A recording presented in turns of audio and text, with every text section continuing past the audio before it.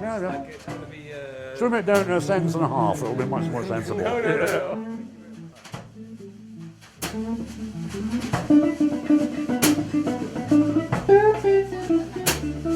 I'm not a jazzer. I dislike jazz pretty much, to be honest. It has had golden moments, but I haven't heard many of them for about 20 years. You know,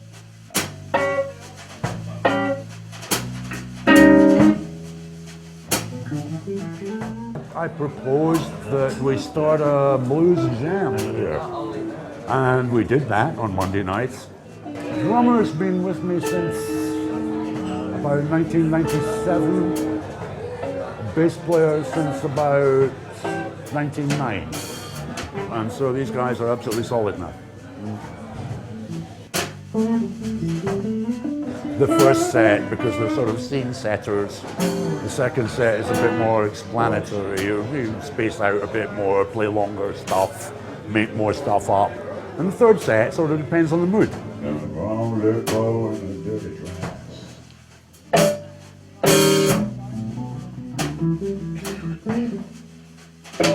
I like it. It's the home of the band. It's got a really special, intimate atmosphere. I mean, there is nowhere else you get that close to people who are playing. I mean, sometimes if I move, I'm in danger of putting someone's eye out with the head of my guitar. It's that close. You bring me my juice. Some brown liquor in a dirty glass.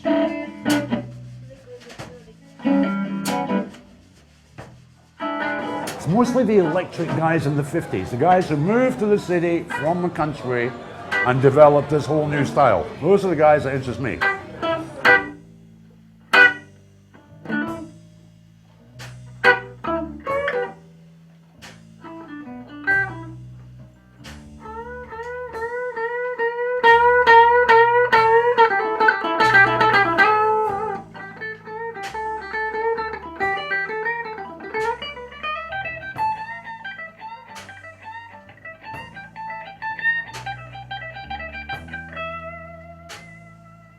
I like the ones who sort of picked up the ball and ran with it, like the psychedelic guys in California in the late 60s. You know, the Grateful Dead, Country Joe and the Fish, but you know, all these guys were amazing guitar players who were obviously extremely blues influenced, but they had this other stuff going on.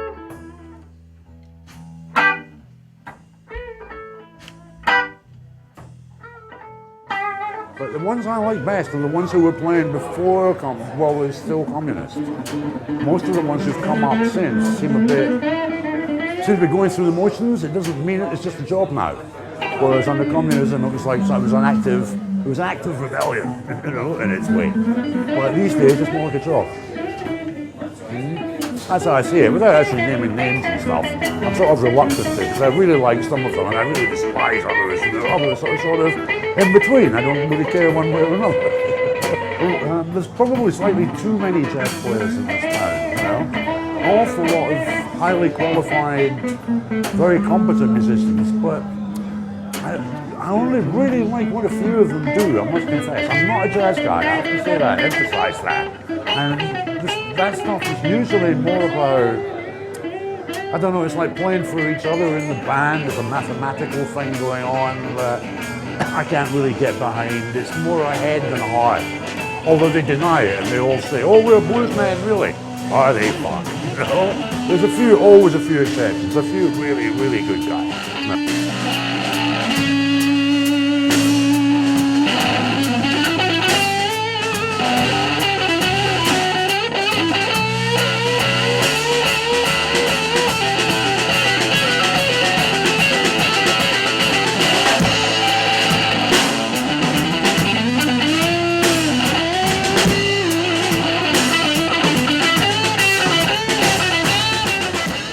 But it's a big scene, there's a lot of different guys doing a lot of different stuff.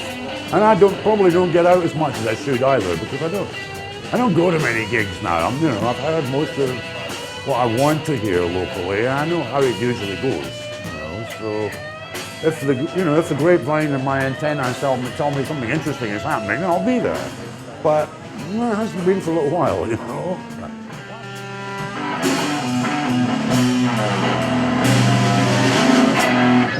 brown liquors is fine.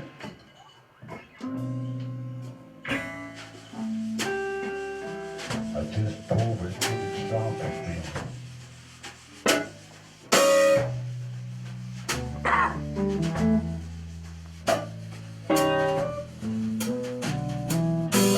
And brown liquors is fine. Hey. Well, just pour it to the stop of me.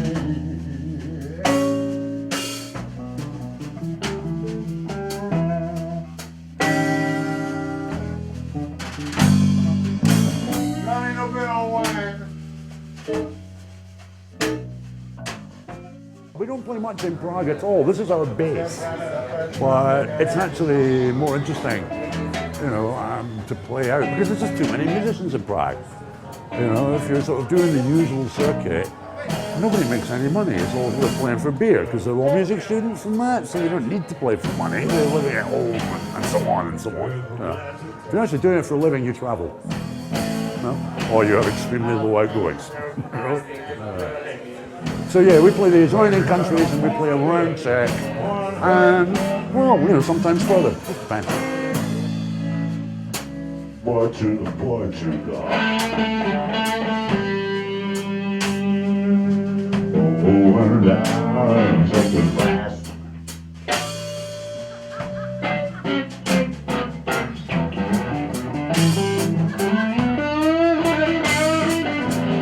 Yeah, bring me my juice. Brown liquor in that dirty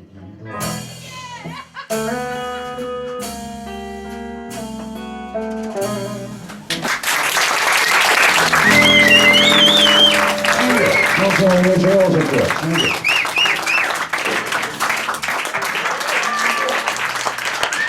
Hey, thank you. Oh, much of everyone.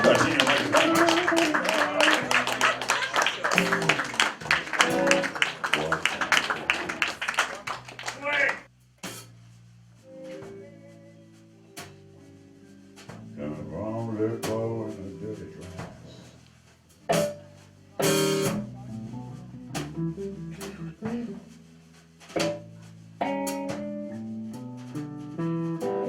Bartender.